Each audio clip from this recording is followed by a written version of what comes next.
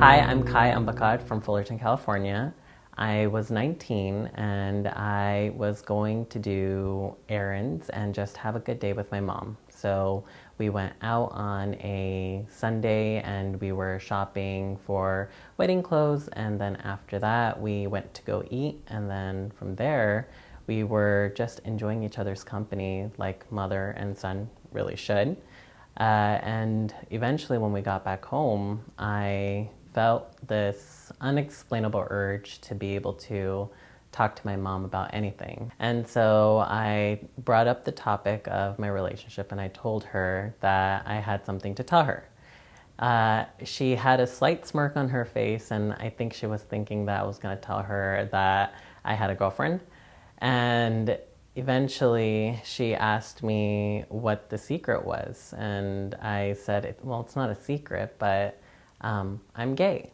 And everything changed in that moment, from her not wanting to accept me, the smile turning into much less of a smile and more into I'm about to cry type of facial expression, and calling me nasty names and saying that I need to see a medical professional she knows in India, and the list goes on from there. And I just I just took the hits as they were coming, and then after that I left the car and I ran running into my room and cried for about a week. So in the following week, after all of that had happened, I went ahead and started reflecting on what happened, and I started thinking, maybe she's saying all this because she really doesn't know what's happening. I decided that, maybe I just need to give her some education and some time to really process what's going on, because this is a huge deal. Once I decided that, the following week, she started throwing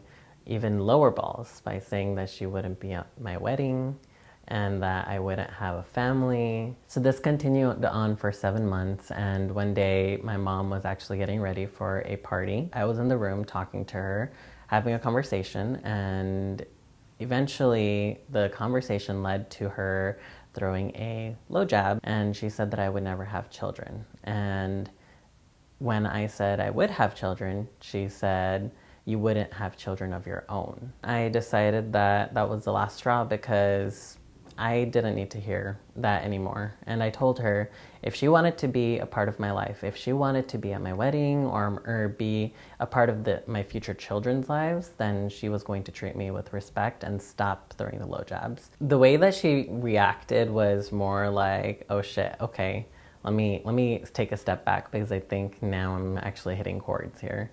And so she had to try and recover, and then from there is when she decided that she needed to actually start treating me like a person and a human being with feelings. And then eventually she just started saying, like, she just didn't know how to take this, and she started telling me more about how she was afraid and she didn't want me to end up not having anybody in my life and people pushing me away. I started telling her, don't worry about me. I am an adult. I'm not a baby anymore. I was 19 at that point. So I'm like, you have to remember that I can take this kind of stuff now. People will say stuff to me, and if I can't handle that, that's going to be my problem to deal with. So since that conversation, we've gone through so much, and we've learned a lot of each other, not just my mom learning from me learning from my mom too. And she's made such huge strides.